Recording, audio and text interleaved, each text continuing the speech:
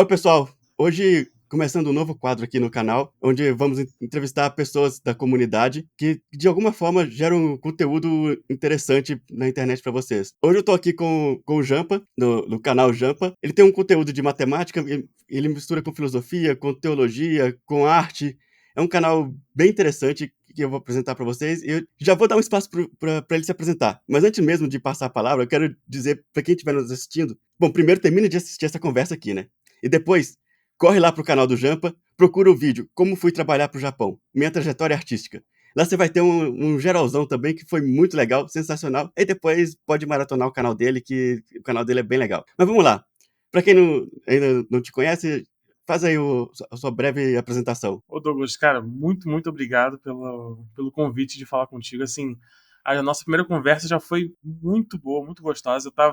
Enquanto eu tô editando, eu gosto de reouvir você falando as coisas, porque realmente foi muito engrandecedora pra mim, muito esclarecedora em muitos pontos, e eu gostei muito de conhecer mais a tua trajetória, sabe?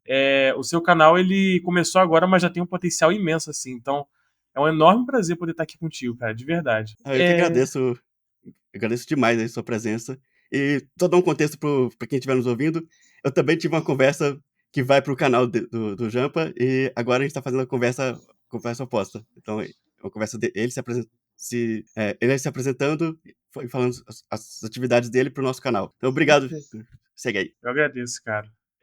Aí lá no canal vai ser o contrário, né? Aqui a gente tá falando um pouco mais sobre as coisas que eu fiz. E lá a gente apresenta a trajetória do Douglas, pra vocês poderem conhecer um pouco mais. Ficou muito bacana mesmo. Agora, sobre mim, o canal, pra quem não conhece, até porque o meu canal também ele é pequeno, mas eu fico muito feliz que a gente já tem contato com gente da área, assim, matemática e de criação de conteúdo, gente muito talentosa, sabe? Então eu já consegui conversar com pessoas como o Igor, do Corre de PhD, conheço o próprio Douglas, do Café Linear, o Geometria das Ideias, enfim, são pessoas que tem uma experiência astronomicamente maior que a minha, sabe? Então, pra mim, já é um privilégio enorme. Eu que tô entrando pra graduação agora, conhecer essa gente.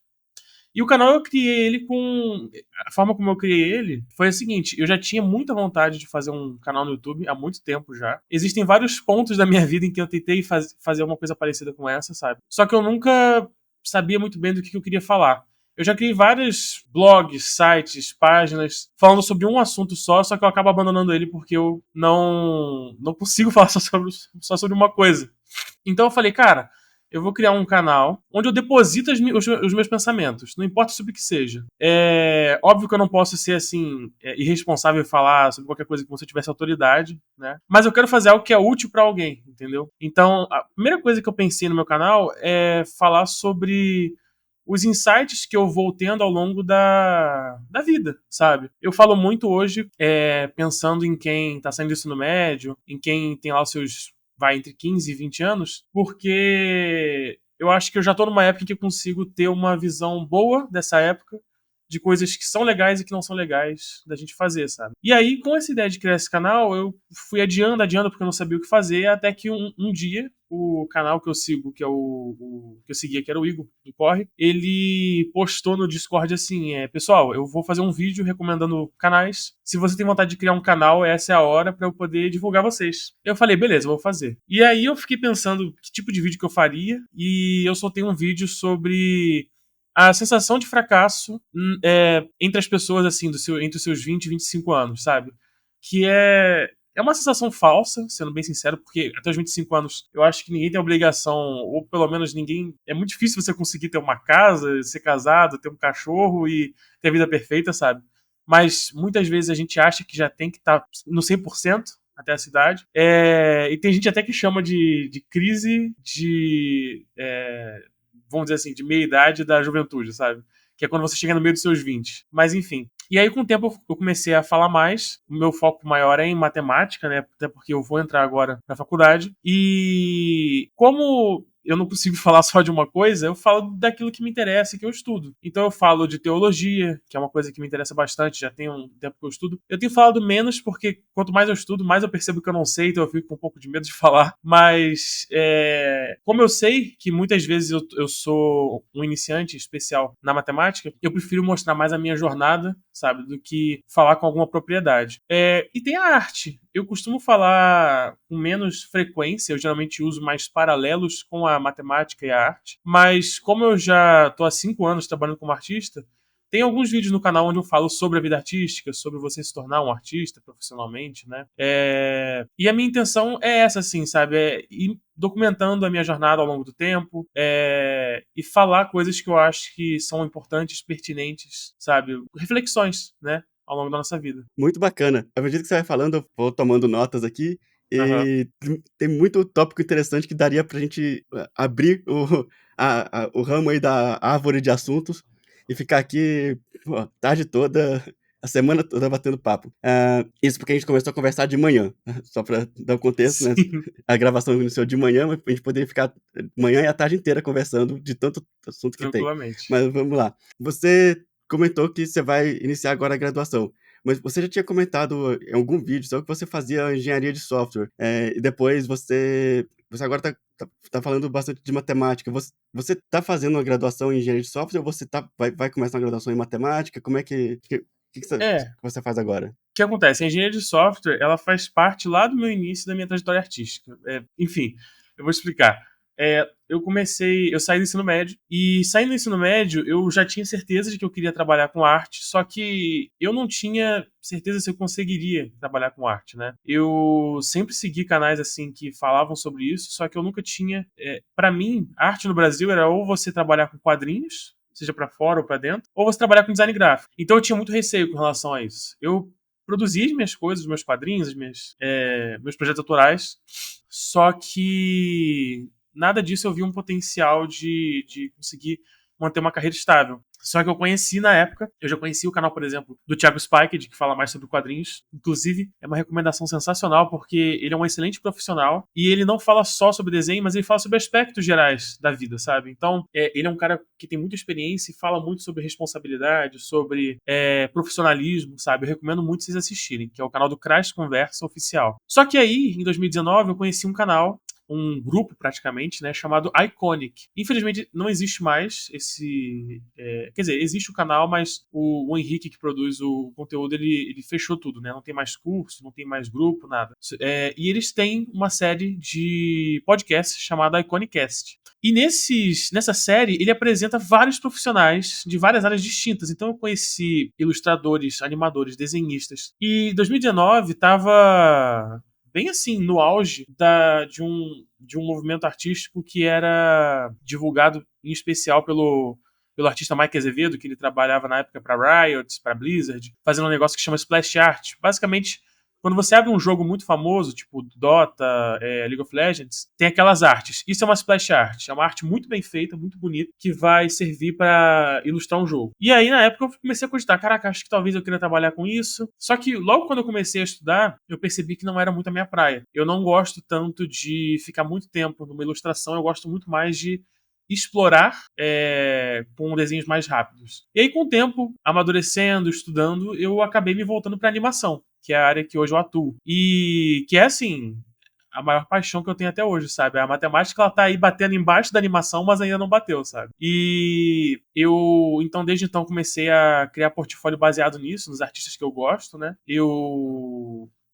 Especialmente eu faço character design, né? Não exatamente animação, eu também trabalho animando. Inclusive eu tô hoje num projeto em que eu faço animação, mas na maior parte do tempo eu me especializo em desenhar personagens. Então, a partir disso eu comecei a produzir portfólio. Eu trabalhei 1 ano numa empresa de tecnologia de café e, caraca, eu fugi completamente da engenharia. Mas enfim, retornando. Aí assim que eu decidi que eu queria trabalhar com arte, mas não sabia direito como, eu falei, bom, eu vou entrar pra engenharia, porque aqui na minha cidade é o que há, sabe? Todo mundo aqui vira engenheiro. E engenharia é uma coisa legal, sabe? Eu tenho engenheiro na família, eu tenho todo mundo na minha família de exata praticamente.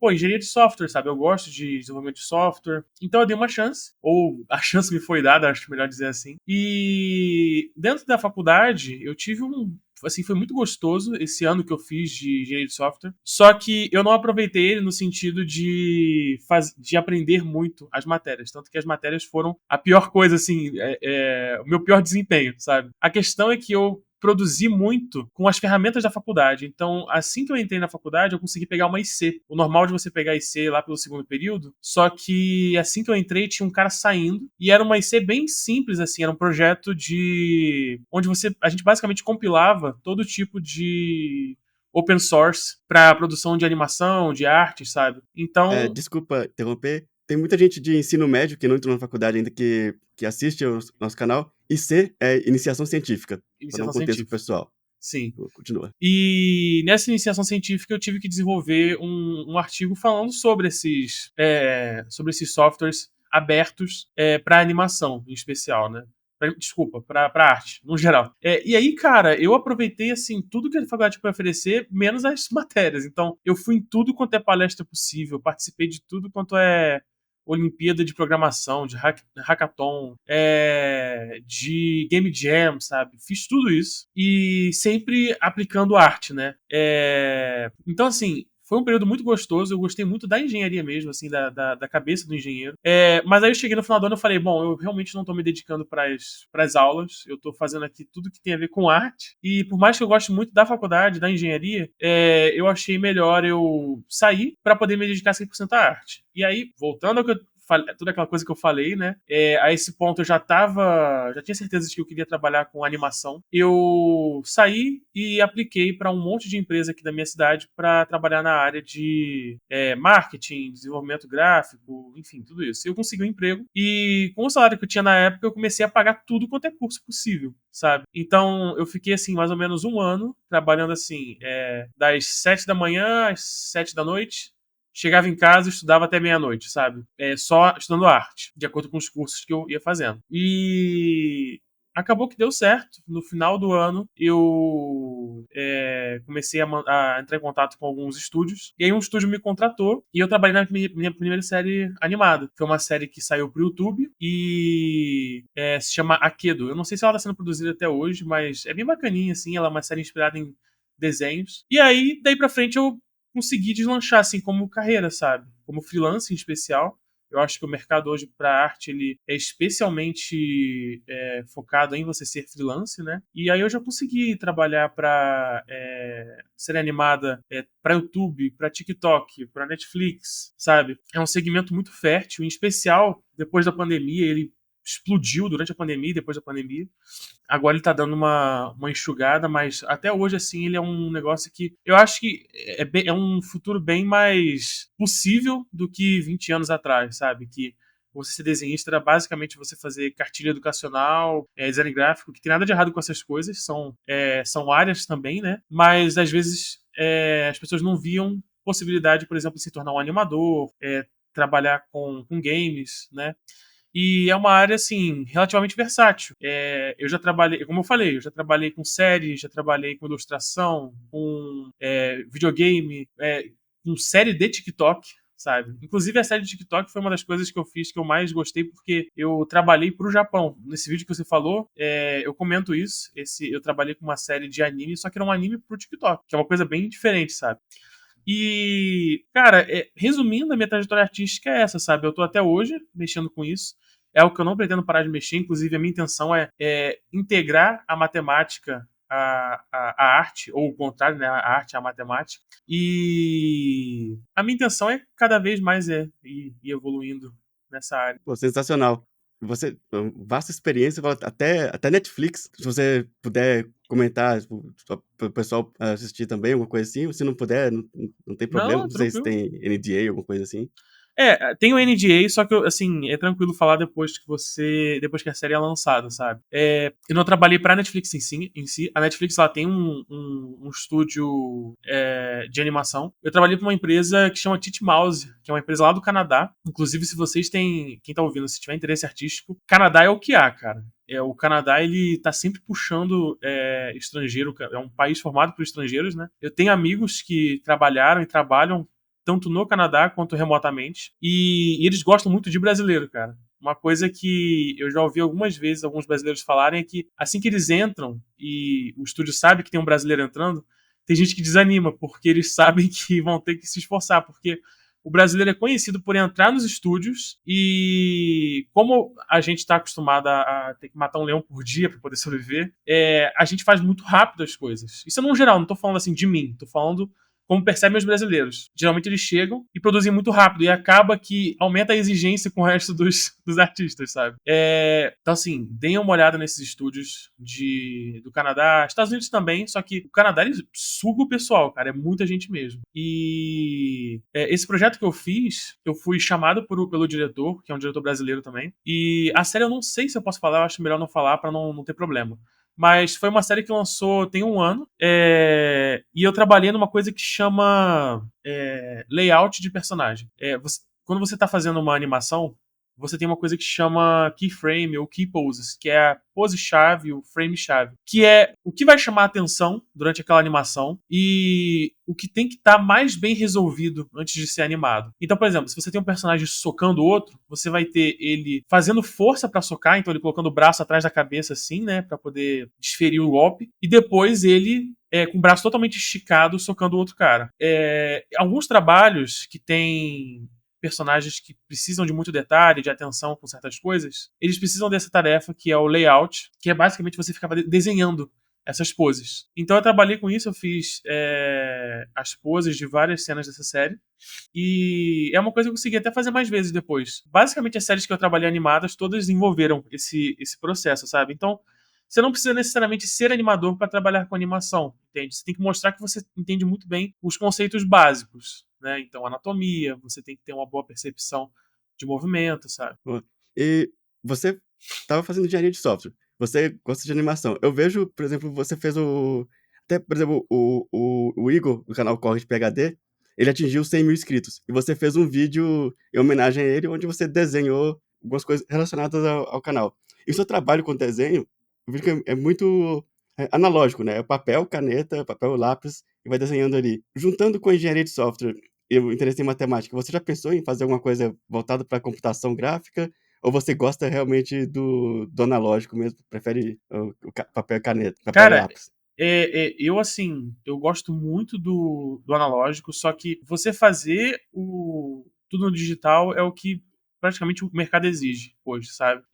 Mas assim, justamente a minha intenção ela é entrar para matemática e me desenvolver na área da computação gráfica, sabe? Em especial, é óbvio que eu posso mudar de opinião ao longo do caminho, né? Afinal, a graduação ela a gente tem várias oportunidades de aprender várias coisas diferentes, mas a minha intenção é me desenvolver na área, por exemplo, de criação de plugins para programas relacionados à computação gráfica, como o Blender, o Maya, etc. E aplicação de modelos matemáticos com alguns estilos de animação. Tem um tipo de animação que se chama animação procedural. E matemática está muito envolvida com ela porque como você está ali simulando física praticamente, sabe? Você aplicar um modelo matemático vai ditar muito de como que aquele personagem vai se movimentar, sabe? Por exemplo, existe um negócio que chama... eu não vou lembrar o nome, mas quando você está animando, dependendo do software, existe um negocinho que são curvas, onde você pode ajustar a intensidade do movimento do personagem. Então, quando alguém, por exemplo, balança a cabeça e você tem os elementos que seguem esse balanço da cabeça, o cabelo, às vezes até elementos do rosto, como a bochecha, que são mais maleáveis, você pode manipular eles com certa intensidade. Então o cabelo ele pode se mover muito ou pode ficar duro, que nem como se tivesse passado gel, sabe? Tudo isso envolve computação gráfica e pode ser aplicado em modelos matemáticos a isso, sabe? Então a minha intenção com matemática é justamente um caminho para a arte, né? Eu imagino que nesse caso, por exemplo, tenha modelos similares, por exemplo, a modelos de mola, né? Porque, Sim, com certeza. por exemplo, eu trabalhei com aplicativos para Android bastante tempo. E nos aplicativos a gente também faz animação, mas embora não o mesmo conceito de animação, mas a animação da interface. Por exemplo, quando Uhum. você rola uma lista, o texto está sendo animado ali na tela para subir ou descer o texto, e alguns conceitos de física entram também. Por exemplo, por que que o iPhone ficou conhecido por ter uma rolagem agradável? Porque a lista do iPhone implementa conceitos de mola muito bem. Quando a lista chega no final, ela é como se tivesse... Você tem uma sensação como se tivesse uma mola puxando a lista e segurando. Ela, se, se fosse um desenho animado, você quase ouviria um tom no final da lista. Sim, sim. Não tem o barulho, óbvio, né? Mas você consegue ver direitinho que ela puxa, ela volta, e não volta de uma vez, ela volta suave, como se tivesse a mola puxando. E quem estuda física vê, né, que quando chega uma mola oscilando, ela vai reduzindo a velocidade, chega no ponto de maior compressão, por exemplo, e depois estica de novo. E vai aumentando a velocidade, depois volta a diminuir, quando chega no outro ponto onde ela está mais esticada, a velocidade é zero e volta. Então, uma mola oscilando, as coisas não acontecem de forma quebrada na natureza, né? Então, geralmente Com certeza. E é linear ou alguma equação governando o movimento. sim. E uma coisa que eu acho curiosa, que eu acho legal de comentar, é o que é animação, sabe? Isso que você falou é animação.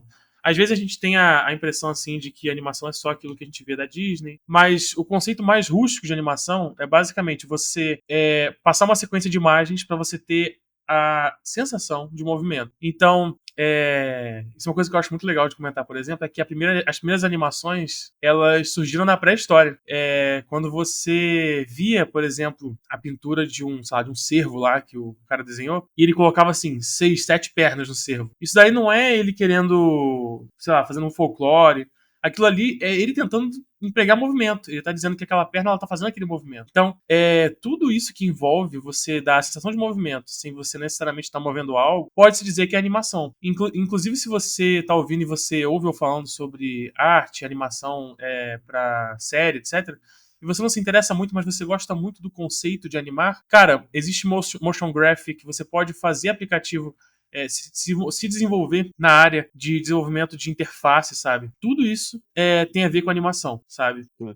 Vamos falar um pouquinho um pouco aí dos diferentes tópicos do seu canal. Aliás, já deixa um aviso aqui. O canal tem tópicos de filosofia, tem tópicos de teologia, tem além de matemática também. Então, se forem comentar alguma coisa, que sejam educados e que tenham uma discussão inteligente aqui nos comentários.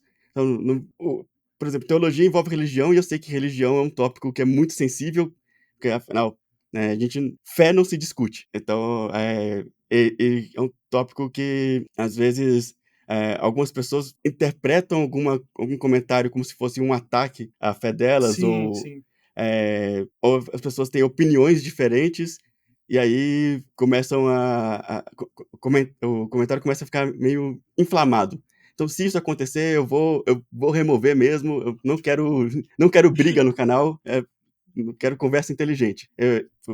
Eu provavelmente nós dois aqui temos opiniões bem diferentes sobre teologia, sobre religião, e a gente está tendo uma conversa inteligente. Então, é isso que eu quero pro canal, conversas inteligentes. Mas vamos lá, de onde surgiu, como surgiu essa ideia de misturar filosofia, teologia e matemática no mesmo tópico? Você comentou, logo nisso, quando você estava se apresentando, que você é bem eclético. Então, você começou a fazer blog, começou a escrever, começou com coisas de um tema só, depois viu que, na verdade, você gosta de vários temas.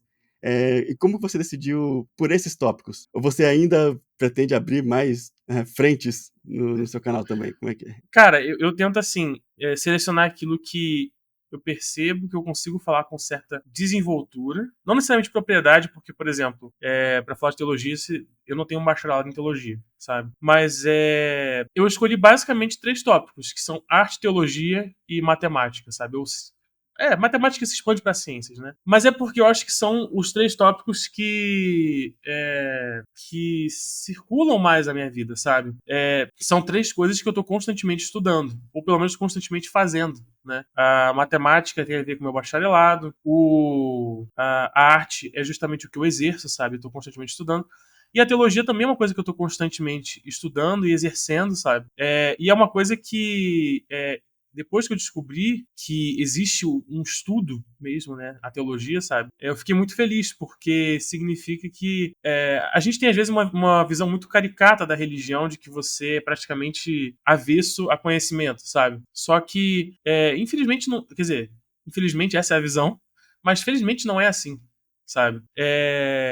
E eu gosto muito de discutir esses tópicos porque, como você falou, muitas vezes as pessoas elas se sentem atacadas. E eu acho que o legal é a gente ter a capacidade de conversar com civilidade, sabe? Não acho que as pessoas precisam ser ultra ecumênicas no sentido de não, mas eu acho que todo mundo está certo no final das contas. Não acho que isso é necessário. Não acho que isso seja até saudável porque você, de certa forma, está violando a própria fé para você em detrimento de uma paz que não precisava ser assim. As pessoas podem discordar, quer dizer, concordar em discordar, sabe?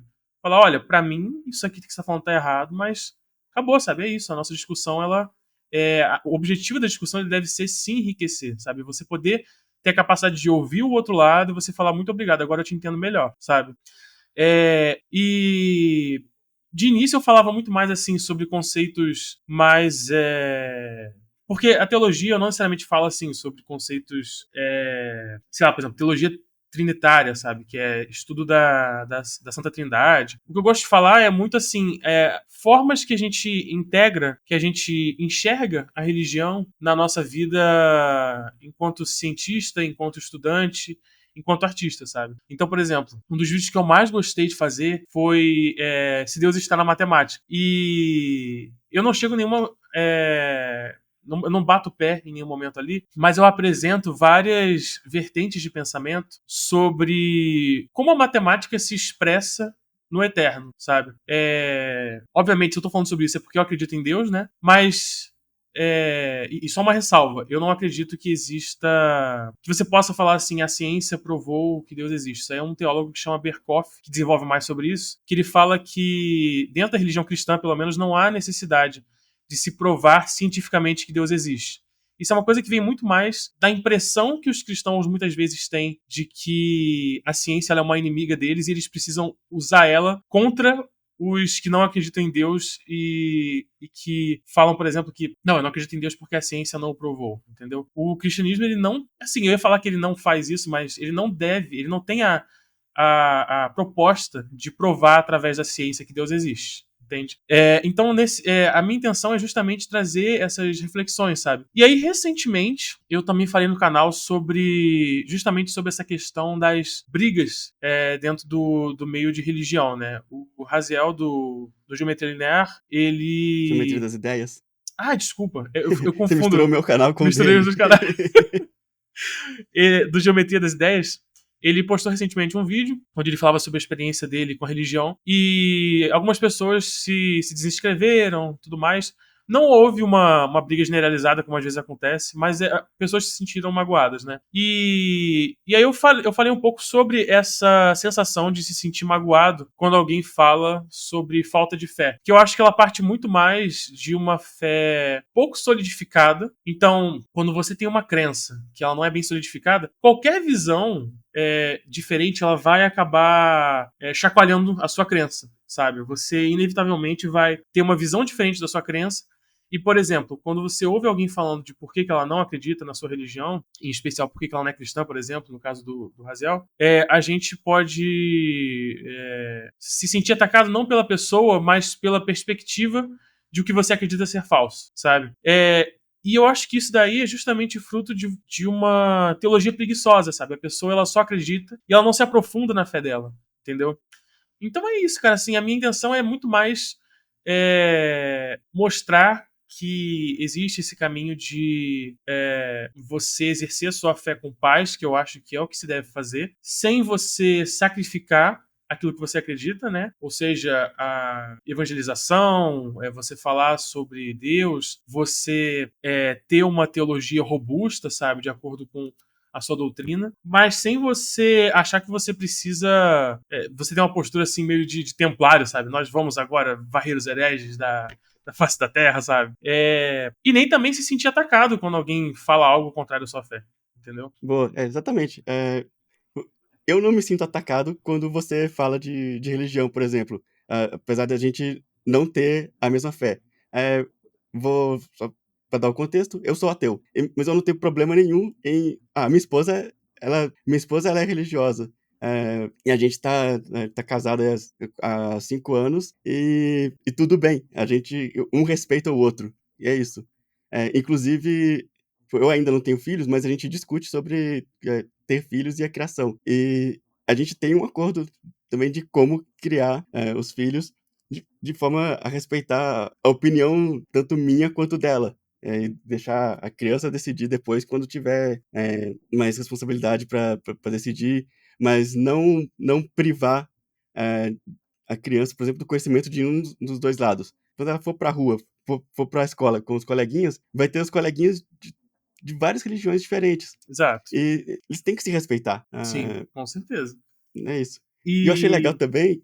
Desculpa, pode falar. Não, perdão, pode continuar, depois eu faço comentário. Não, você vai falar que eu achei legal que foi justamente na hora que você estava na apresentação, e quando você falou a parte de teologia, e você comentou também que é, é muito mais que você não é uma autoridade, e que você falou isso na hora que você comentou de teologia, mas você falou de um modo geral, valendo tanto para matemática quanto para teologia, que você não é uma autoridade, mas você está divulgando o seu aprendizado. À medida que você vai aprendendo, você Uhum. vai conversando. E essa postura eu achei, tipo, achei muito louvável, porque a gente não sabe tudo, e na verdade você ainda falou que, quando você falou de teologia, você ainda falou que quanto mais você estuda, mais você percebe que você não sabe. É, É, com certeza. isso, na verdade, que vale para qualquer área, mas o contrário disso, as pessoas já devem ter ouvido falar do Dunning-Kruger, que é quando você não sabe uma coisa, mas acha que sabe. Aham. E quando você não sabe uma coisa, o pouco de conhecimento que você tem, ele é bastante. Pensa, por exemplo, se você não sabe, vamos pegar, por exemplo, imagina você não sabe japonês, zero japonês. Você aprendeu a falar obrigado, arigato. Quanto que você sabe de japonês agora em relação ao que você sabia antes? É infinito, né? Porque você dividiu por zero. Aham, Porque muito bom, muito bom. Caraca, então, gostei muito. você sabe uma palavra, mas você sabe muito mais do que você sabia antes. Aí, Uhum. à medida que você começa a estudar japonês, aí você começa a aprender ali a gramática, aí você começa a falar igual o mestre Yoda, colocando o verbo no final, porque o japonês coloca o verbo no final da frase. Sim. Aliás, um parênteses, o Yoda do Star Wars foi inspirado nisso, como se fosse um japonês falando inglês com gramática do Olha! japonês. Caramba, que curioso. Porque para trazer aquela ideia do. O Yoda é o arquétipo do sábio, né? Então, Sim, e foi né, na jornada do herói, né? Os diferentes arquétipos. Os arquétipos vêm até do Jung, né? Então, aí você começa a juntar psicologia com mitos, enfim, dá uma discussão boa aqui também. uhum. O arquétipo do sábio. E é muito comum ter histórias onde tem um sábio japonês, um sábio oriental, foi naquela Sim. época, na década de 70, o orientalismo era bem forte. E aí o Yoda foi inspirado O nisso. cara da barba branca, né, que ele puxa A barba assim. branca, aquele clássico, ficar mexendo na barba branca, tipo o Pai Mei do Kill Bill, né? Sim, Uh, ele, o Mestre Miyagi, enfim, tem Miyagi, uma sim. série aí de É, exemplos. E então, aí à medida que você vai estudando, você começa a ver, pô, mas tá, agora eu consigo conversar o básico, por exemplo. Aí você pensa, como é que seria trabalhar no Japão? Você vai atender cliente? Então você vai ter que aprender os honoríficos também. Aí você começa a ver que é muito mais complicado. Muito é, mais. tem muita coisa ali para estudar. E qualquer coisa assim, você vai estudar matemática, legal. Aí quando você começa a ver o leque que abre, topologia, álgebra, análise, pô, tem coisa pra caramba, eu não sei nada de matemática. No ensino Sim, médio, eu achava que eu sabia bastante matemática, eu mandava mó bem. Quando eu entrei na exato. faculdade, eu saí apanhando em um monte da matemática, Com reprovando certeza, cara. matéria e tudo mais. E isso acho muito legal essa sua atitude de estar sempre buscando conhecimento, divulgando conhecimento baseado no que você sabe, mas sem aquela visão, essa visão de autoridade. Porque eu também vejo, é muito comum também em canal de divulgação científica, depois de um tempo, começa a falar sobre tudo Sim, como se realmente dominasse aquele assunto. E tudo bem emitir a sua opinião sobre tudo, dando o contexto do que você sabe. Falando, isso aqui eu sei pouco, eu acho que é isso, mas eu posso estar errado por causa disso, porque o meu limite está aqui. sim. E dando a real. Mas É, não que eu eu sou o dono da acho. verdade. Eu percebo assim que essa é a tendência assim, né, hoje no meio, principalmente de influenciadores muito grandes, né, que o cara ele é especialista em algo e ele começa a dar pitaco sobre outras coisas, geralmente política.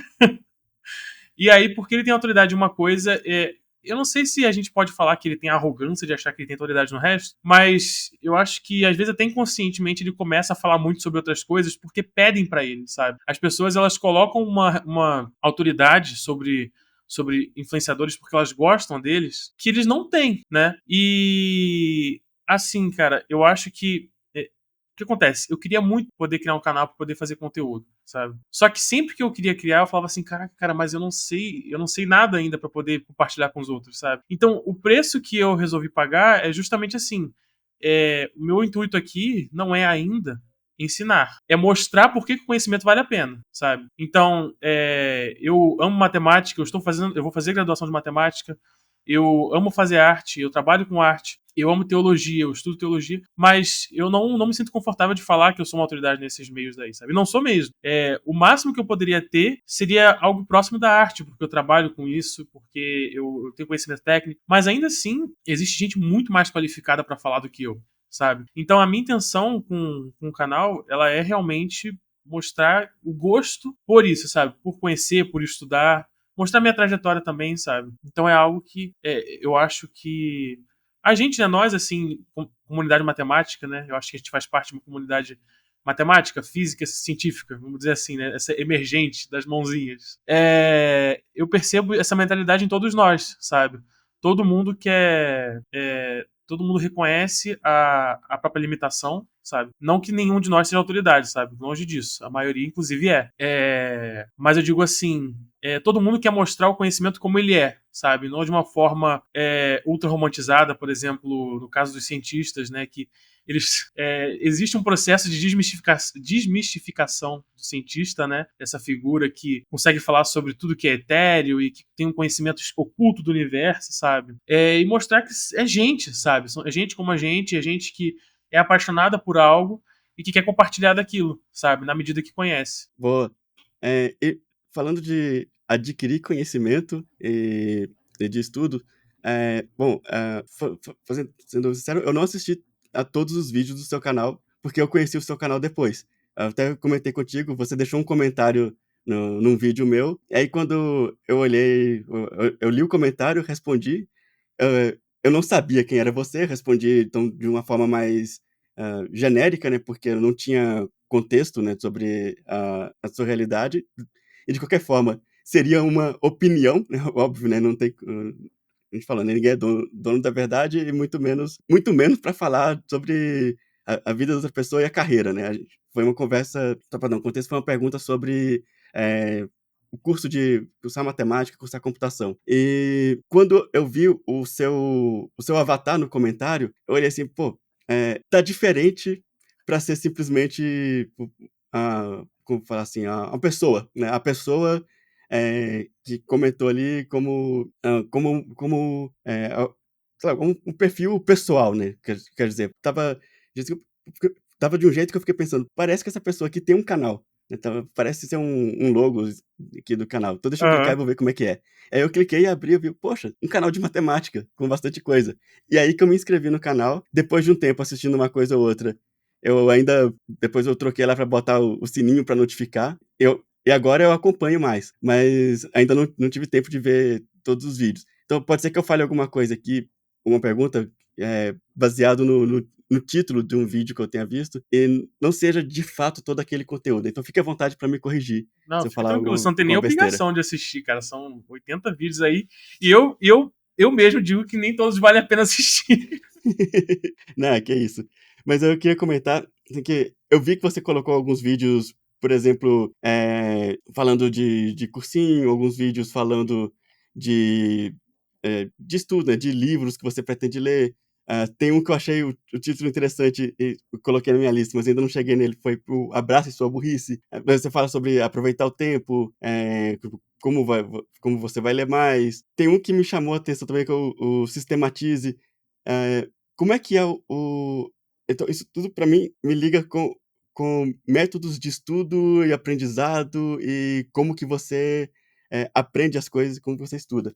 E é isso que eu queria perguntar, como que é a sua rotina de estudos, como que é o seu aprendizado, o que que você faz, o que que você já fez que você acha que para você não deu certo para estudar e o que que você faz que você gosta desse que tá dando certo? Uhum. do seu método de estudo. Na nossa conversa, a gente falou muito sobre essa questão de aprender a estudar, né? Aprender a aprender. E, cara, a maior parte da minha vida eu não. Eu não vou falar que hoje eu sei aprender hoje, né? Eu estou aprendendo, eu estou entendendo como que se estuda. Mas a maior parte da minha vida era caótico ao ponto de eu não conseguir estudar com consistência, sabe?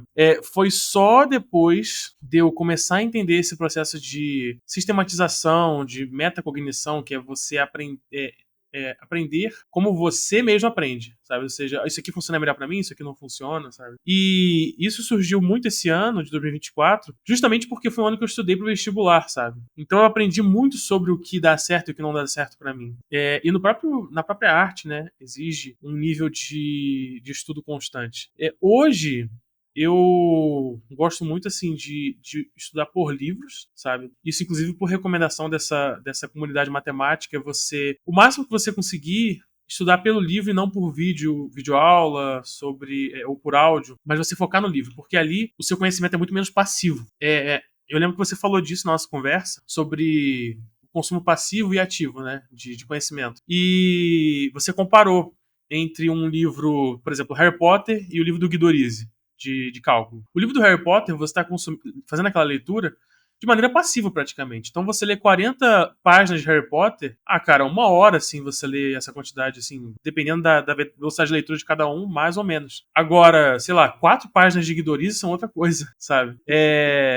Você estudar um livro de conteúdo, não necessariamente conteúdo de exatas, você falou, por exemplo, da filosofia. Todo estudante de filosofia que eu conheci já falou disso, de você ficar horas em 1 ou 2 páginas de um livro, sabe? Dependendo do livro. Então, assim, eu acredito que o livro hoje tem um conhecimento muito mais ativo, porque ali você está construindo conhecimento junto com o autor. Ele te obriga a ir e voltar com conhecimentos que você tem previamente. E eu gosto muito de separar. Aí, assim, vem a questão mais da sistematização do estudo, né? Eu ainda não tenho um sistema claro, sabe? Eu gosto muito de um sistema que foi falado no canal de um professor chamado Rodrigo Leão. Ele começou recentemente os vídeos dele e ele fez um vídeo sobre modelo de estudo, né? Achei sensacional o que ele falou ali. Mas, no geral, eu tento anotar muito enquanto eu tô lendo o livro. Eu sei que isso é uma coisa que você pode fazer sempre, mas eu tento fazer assim. Sempre que eu paro numa dúvida, eu tento pelo menos anotar ela e, se possível, esmiuçar ela o máximo possível, sabe? Dissecar aquela dúvida o máximo possível. Por que eu tenho essa dúvida? Por causa disso, disso e disso. Ela é um problema de base? Ela é um problema de um conceito novo, sabe? É algo que não foi explicado no livro ainda. E aí, assim, eu consigo identificar o que eu sou deficiente e o que eu não entendo de verdade ainda. Então, por exemplo, você falou isso na nossa conversa sobre essa. Eu esqueci de novo o termo, mas eu gostei muito dele. Que é sobre essa ilusão de que a gente conhece. Eu não me lembro qual que é Ah, o a nome. ilusão da familiaridade. Ilusão da É, familiaridade. só pra falar pro pessoal aqui, não é um termo meu, eu não inventei isso, eu li esse termo em algum blog, alguma coisa assim, e eu gostei do termo e capturei. Fiquei com ele também, porque eu gostei bastante dele. Então, muitas vezes eu estou estudando o livro do Guido Rizzi e aí eu bato num conceito, bato numa parte, empaco, fico tentando entender, não estou entendendo. Eu descubro que um conceito que eu achava que tinha entendido, eu não entendo ainda, sabe? Eu consigo até falar sobre ele se eu leio um trecho do livro sobre, eu falar, entendi, mas ainda não aplico ele. Ele ainda não está no meu coração, né? Então, assim, o que eu foco hoje, eu acho que isso é que é o mais importante que por muito tempo é o que eu não fazia. É ser brutalmente sincero com o que eu conheço e o que eu desconheço. Então, é muito melhor eu assumir. É daí que vem o título do vídeo Abraço Sua Burrice. É muito melhor eu assumir que eu desconheço aquilo, que eu sou burro quanto aquilo, do que eu ficar me enganando falando que não, eu entendi, sabe? Tipo quando você. Eu fiz muito isso, por exemplo, no fundamental e no médio, né? Tinha uma prova, eu estudava um dia antes da prova, e eu falava, não, eu tô entendendo isso aqui. E às vezes eu ia bem, às vezes não. Mas é porque eu não internalizei aquele conhecimento, sabe? Eu posso até ter sistematizado ele bem na minha cabeça, conseguir entender ele na hora, mas ele não faz parte de mim, aquele conhecimento. É muito mais parecido com eu ter que me lembrar um número de telefone para falar para alguém do que eu de fato conhecer aquilo, né? Inclusive, assim, agora indo estilingando para outro lado, mas uma coisa que eu acho curiosa é que a palavra conhecer, eu não vou falar que é no hebraico para não falar besteira, porque eu não tenho certeza, mas biblicamente, pelo menos, se você algum dia lê a Bíblia e você vê a palavra conhecer, ela tem uma denotação muito mais íntima do que a gente imagina, do que a forma como a gente usa conhecer hoje. Conhecer pode ser no sentido de você ter noção de algo, de você, eu já vi fulano em tal lugar, então eu conheço ele. Só que no senso que eu tô falando aqui, o senso bíblico, conhecer é uma parada íntima ao ponto de ser um sinônimo pra relação sexual na Bíblia, sabe? Então, é algo que de fato faz parte de você, entendeu? Quando eu digo assim, conhecimento, sabe? Então, a minha intenção hoje, por mais que eu não tenha ainda uma organização como eu gostaria, primeiro passo, sabe? Ser completamente honesto com aquilo que eu conheço e com o que eu desconheço, para eu ter possibilidade de criar uma estratégia para passar a conhecer, Legal. sabe? Aliás, eu sou mineiro. Eu não sei se isso é geralzão de Minas ou se é mais da região ali. Muitas vezes a gente fala, por exemplo, quando você pergunta de uma pessoa: "Ah, você conhece o Fernando?" Aí a gente fala: "Ah, não conheço, mas sei quem é." É muito Aham, não comum conheço, essa mas sei expressão, quem é. porque Muito você bom, sabe quem é a pessoa, mas você não conhece a pessoa pessoalmente. Você não é amigo, muito não bom. tem familiaridade. E, agora eu moro em São Paulo. Aqui em São Paulo, o pessoal acha estranho. É estranha essa expressão. Eu não conheço, mas sei quem é. Mas, pelo menos eu que eu cresci ouvindo isso, eu entendo o que é bom. Dá pra também entender, pelo contexto, o que que quer dizer, né. Mas Sim. é isso, é você ter o conhecimento íntimo ou não. Eu também já ouvi muito essa expressão, até porque eu moro em Minas, né? Então eu já ouvi essa expressão. E é isso aí, cara, que você tá falando. Eu não conheço, mas sei quem é. Muito bom. Sim. Falando um pouco também de ainda de estudo, mas, professores, você teve alguns professores que te marcaram ou você, alguma coisa especial, assim, que você queira, comentar? E pode ser tanto professor com quem você teve aula diretamente ou professor, sei lá, que você não teve aula, mas de alguma forma, você assistiu algum curso online, ou assistiu alguma palestra ou alguma coisa que Sim, o professor falou alguma coisa que te marcou? Como que foi? Você tem algum professor aí quais professores que te marcaram? E aí, obviamente, o porquê também. sim. Olha, na família eu tenho professora e com certeza é a pessoa que mais marcou nesse quesito. Agora, na minha experiência acadêmica, né, desde que eu sou pequeno até eu cresci, tiveram pontos em que professores me marcaram muito. Acho que o mais legal de ressaltar é um professor de inglês, que eu fiz uma amizade muito forte com ele quando eu tinha 15 anos, e a gente virou amigo até hoje, assim, sabe? Ele foi um dos caras que mais me mostrou, assim, essa paixão por conhecimento. Infelizmente, hoje ele não é mais professor. Justamente, assim, eu acho que é justo ele ter saído, porque é uma profissão muito ingrata, sabe? Principalmente professor de ensino médio. Mas você via inclusive ele dá aula hoje particular, mas você vê a paixão dele, sabe, em ter a possibilidade de ensinar, de dar condição de uma pessoa de aprender.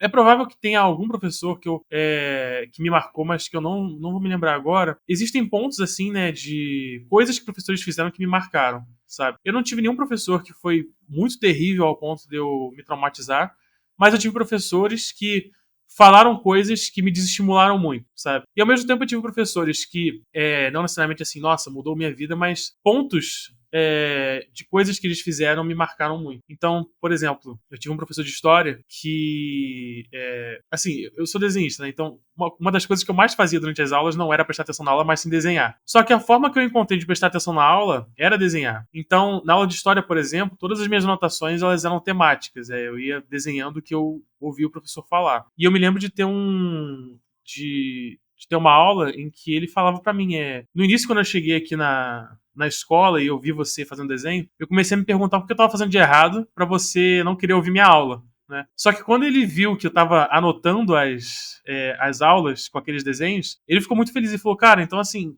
continua, sabe? Faz isso mesmo.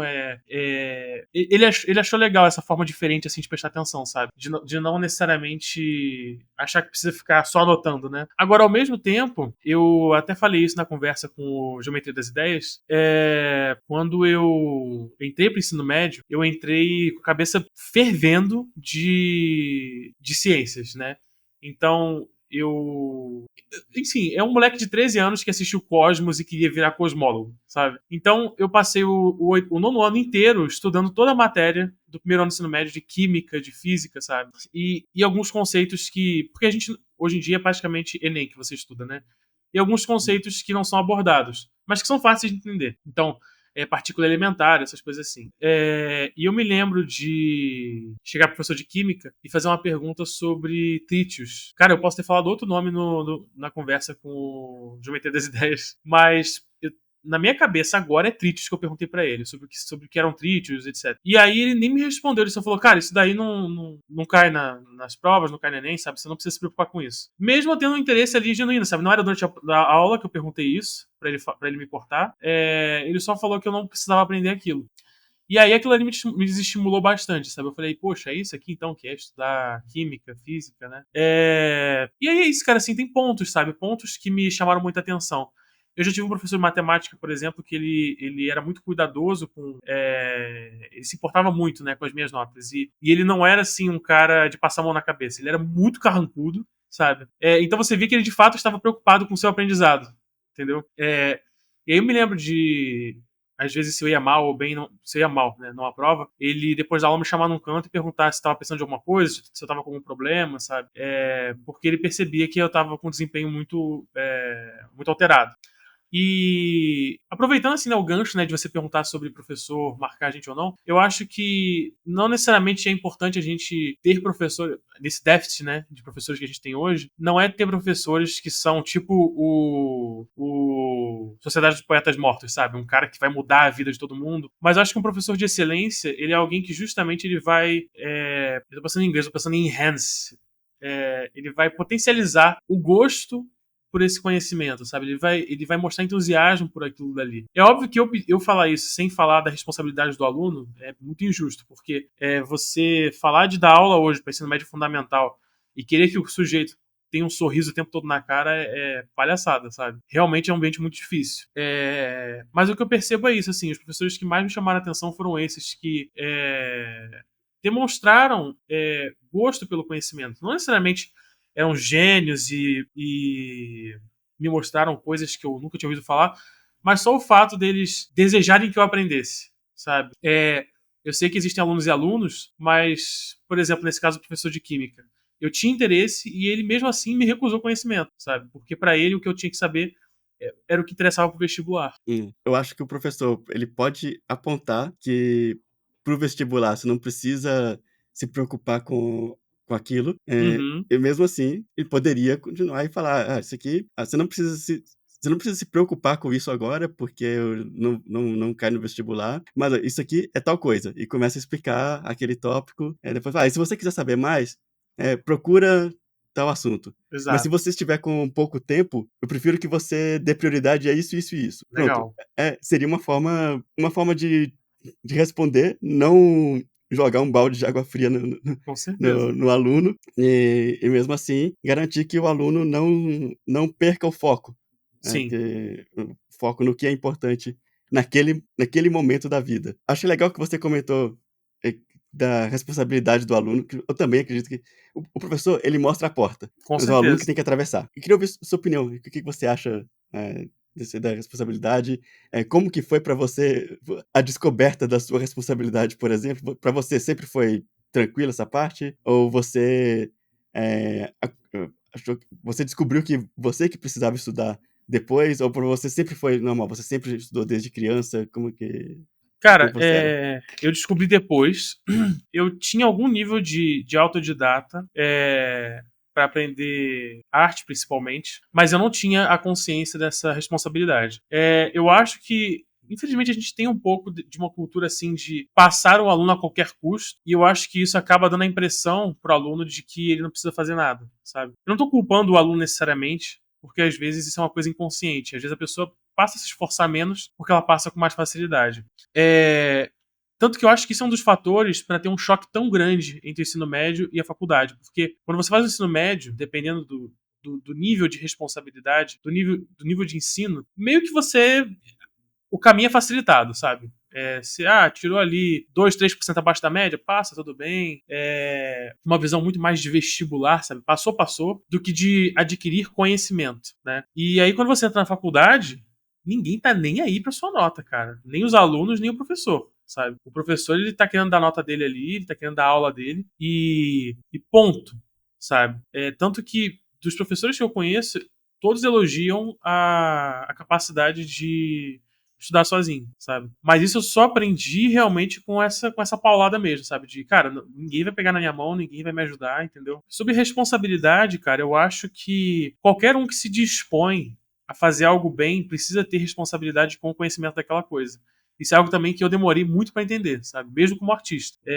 O meio artístico, ele tem muito problema com o conceito de talento, né?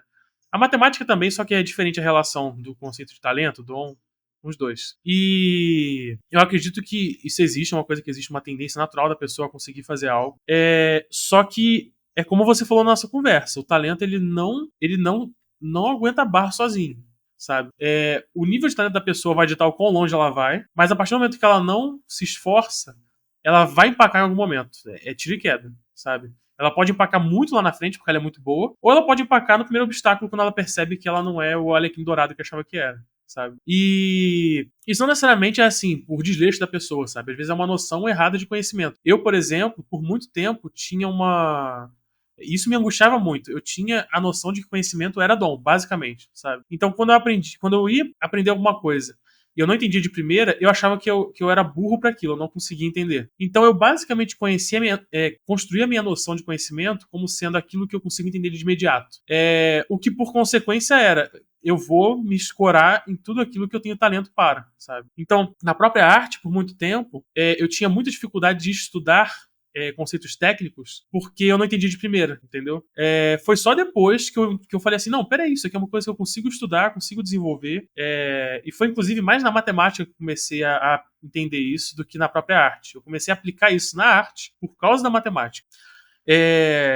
Então, essa responsabilidade, ela vem do que você propõe, sabe?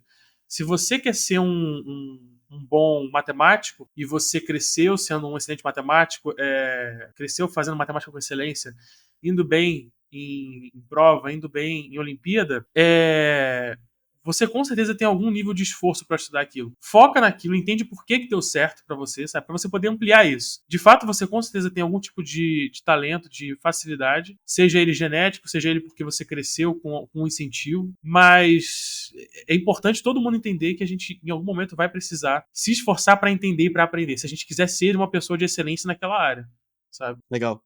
E uma coisa que eu achei legal que você comentou aí, que o seu estudo de matemática te fez perceber coisas que você começou a aplicar no estudo de arte. Uhum. E, o que mais você tem dessa, polinização cruzada Aham. de conhecimento?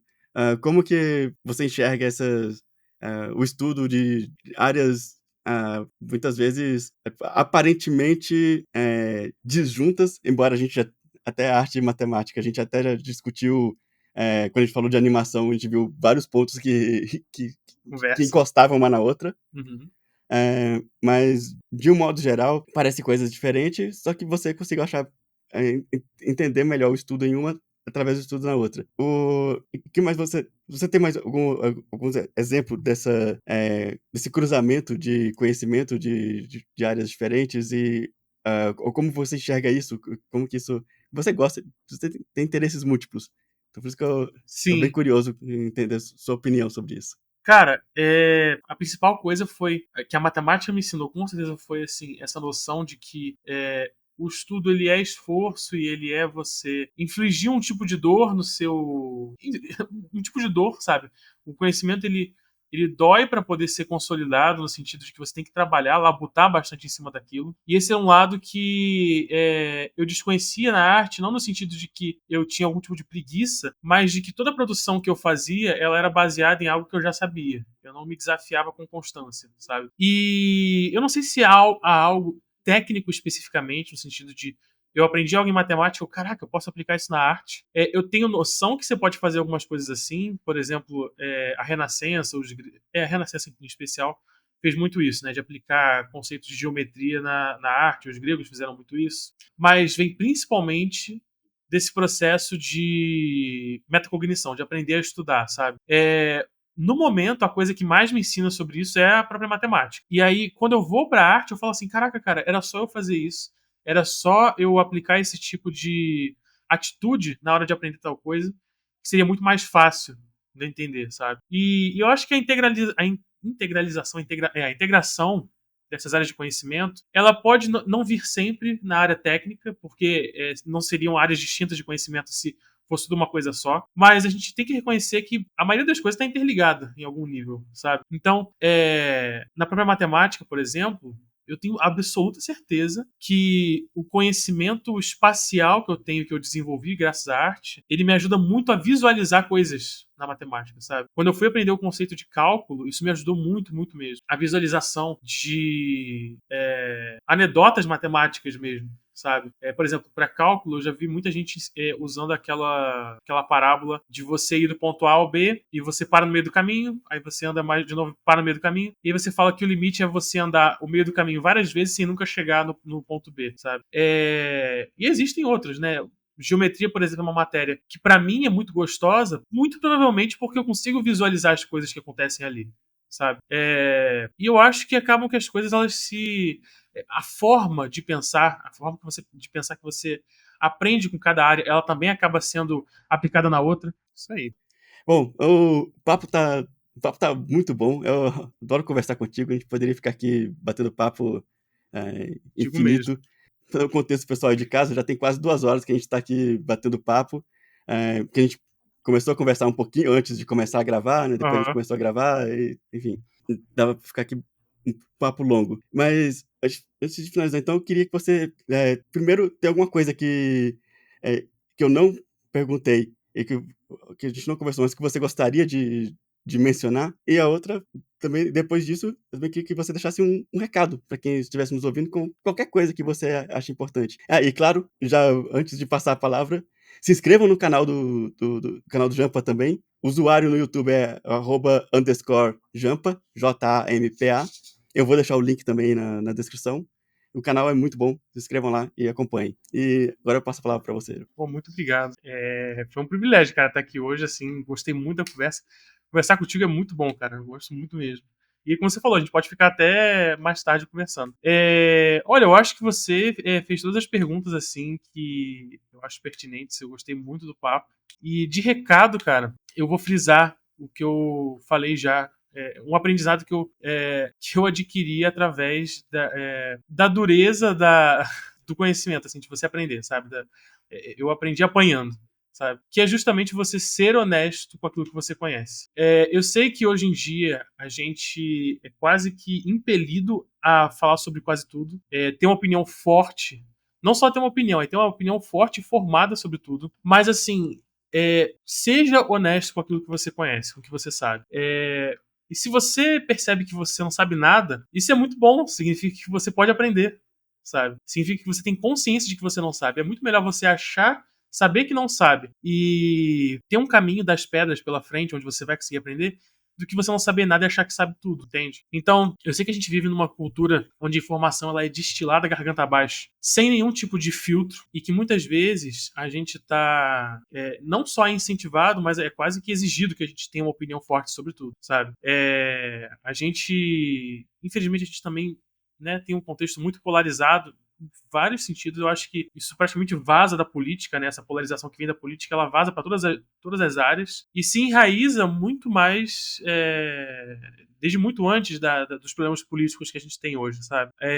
Quando a gente tem esses problemas que a gente discutiu, por exemplo, sobre religião, sabe? Ou então discussões sobre a academia, né, que também é uma área muito polarizada, onde a gente vê uma pessoa falando que eu sou a favor da gente privatizar as escolas, eu sou a favor do Estado, e a gente achar que a gente precisa ter uma opinião forte sobre isso e até mesmo buscar uma forma de invalidar a opinião do outro, sabe?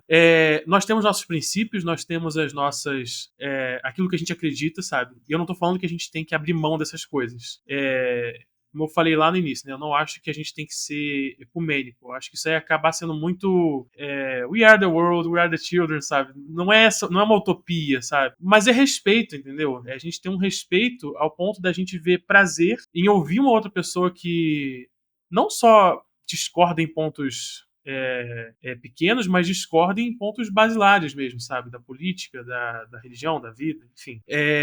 Então, assim, quando você estiver aprendendo sobre algo, se analisa, vê se você de fato conhece aquilo, se pergunta Se as coisas nas quais você acredita foram ditas por outra pessoa e você só acatou, se foram ditas por algum tipo de influenciador que você gosta muito, uma personalidade que te interessa muito, e você acatou só porque você acha que essa pessoa é interessante, e descubra as coisas pelo seu próprio tato. Ninguém consegue aprender sobre tudo durante a vida.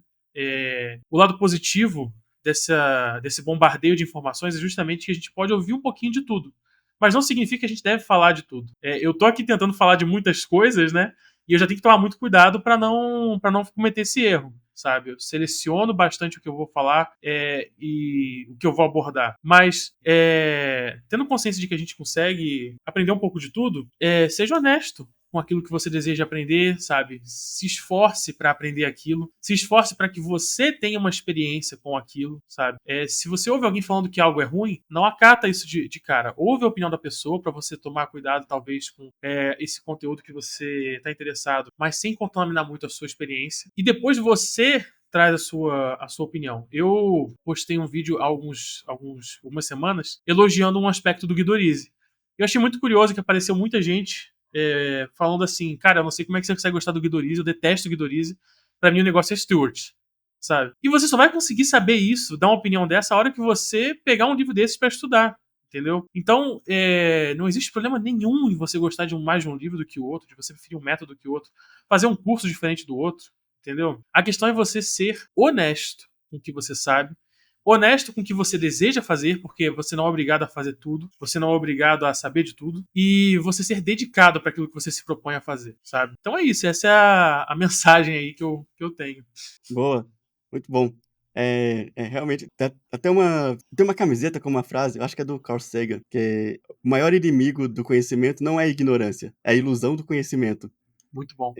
Foi exatamente o que você falou. Se você não sabe alguma coisa, que bom. Se você sabe que não sabe, então quer dizer que você tem espaço para aprender. Exatamente. Quando você percebe que você não sabe, ótimo. Aí que é bom, que aí quer dizer que você tem o espaço para aprender. Eu achei sensacional quando você trouxe isso. A gente. E pô, você trouxe vários pontos excelentes aí. Então, Ah, cara, eu muito agradeço bom. demais a oportunidade aí. Também vou frisar de novo. É muito, muito bom conversar contigo. Gosto muito das coisas que você traz. A gente muitas vezes entra numa. Eu vou falar discussão, mas no sentido mais calmo possível. Quer dizer assim, a gente entra num debate, a gente vai conversar com alguém. Não precisa ser um debate. Na verdade, a gente vai conversar com alguém que a gente já sabe que tem uma opinião diferente da nossa, na defensiva, sabe?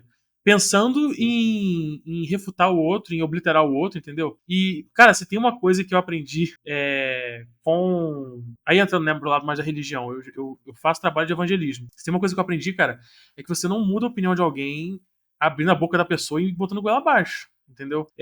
Nós nos interessamos em aprender algo com outras pessoas quando nós damos exemplo para essa pessoa, sabe? Pensa aí nos seus professores. Quantos professores você gostou das aulas deles quando ele só vomitava conteúdo para você? Os professores que mais cativam a gente são os professores que dão exemplo de gosto por aquela coisa, sabe? Então, é isso assim, cara. Desarma um pouco a sua guarda, sabe? Ninguém tá querendo te violentar. Se alguém fizer alguma coisa assim de querer ir pra cima de você, demonstre o oposto, sabe? Calma, assim. Ninguém consegue pegar a tua convicção fisicamente e obliterar ela, sabe? É você que tem que construir a sua convicção e trazer ela de forma respeitosa, sabe? Mas ninguém vai enfiar a mão dentro da tua garganta, pegar ela ali no meio dos teus órgãos, falar, peguei a tua convicção, agora ela é minha, sabe? Não existe Exatamente. isso. Muito bom. Bom, então, muito obrigado pela presença, obrigado por dedicar aí amanhã para a gente ter essa conversa. É um prazer. Acho que contribuiu muito e vai contribuir muito com o canal. E tem muito estudante que nos assiste, acho que tem muita coisa que eles conseguem aprender contigo aí. Essa conversa foi muito legal. Então, novamente, quero um agradecimento. E se inscrevam aqui no canal, se inscrevam no canal do Jampa. Vou deixar o link de tudo. Tudo que a gente comentou, eu vou procurar links para deixar na descrição. E se eu esqueci alguma coisa, sintam-se à vontade para me cobrar. Comentem ou discutam educadamente.